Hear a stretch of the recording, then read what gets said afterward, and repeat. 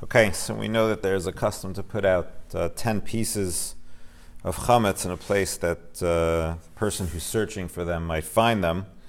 The reason, or at least the main reason given for doing this, is because some say that if the person who's doing the searching, when it comes time this coming tomorrow evening, when it's time to search for the chametz, and if you're going to search and look around and not find anything, so then it's like a bracha levatala. You made a blessing for no reason, and therefore, because you made the bracha, you went looking and you couldn't find anything. So you put out some pieces, and then you're able to find them. So then that will work.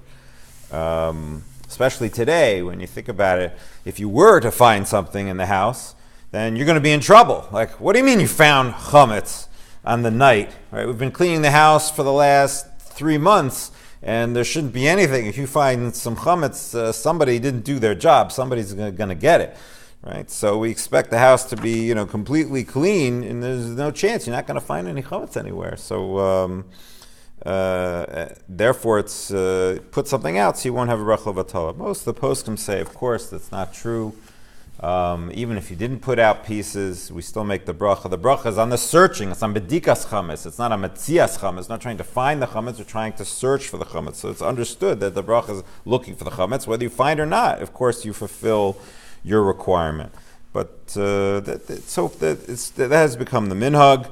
The Taz was against it because he was afraid. What happens if you put out pieces and then you don't find them, right? So now you've got chametz in the house, and you know that it's there, and you can't find it. It's a real problem, which is why it's recommended that a person makes an effort to write down exactly where they were put. Today we have the whole, everybody sends out the father to go looking for it, or someone to go looking for it, and if you have children in the house, so then they give you the hot and cold signals as to where it is, because otherwise you'll never find it. You might find real chametz, but finding where they hid it, stuck inside the light socket or something, you're never going to find it. But in this case, you want to make sure that you do know where they are and you do find them, and therefore it's good to write it down.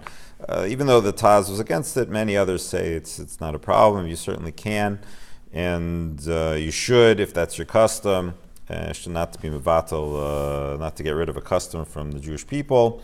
And some say it's good.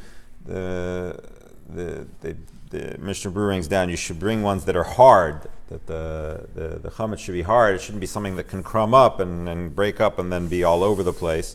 Today, the custom is to wrap it in a piece of aluminum foil, so that it's not going to go anywhere, and easier to make sure that you don't have the crumbs. And they also recommend, don't put out a piece of chametz that's less than a kazayas, less than an olive size. So therefore, even if it were to get lost, then okay. So you didn't. Kazayas is really the olive size is really the isur is really the problem, and therefore you won't have that problem.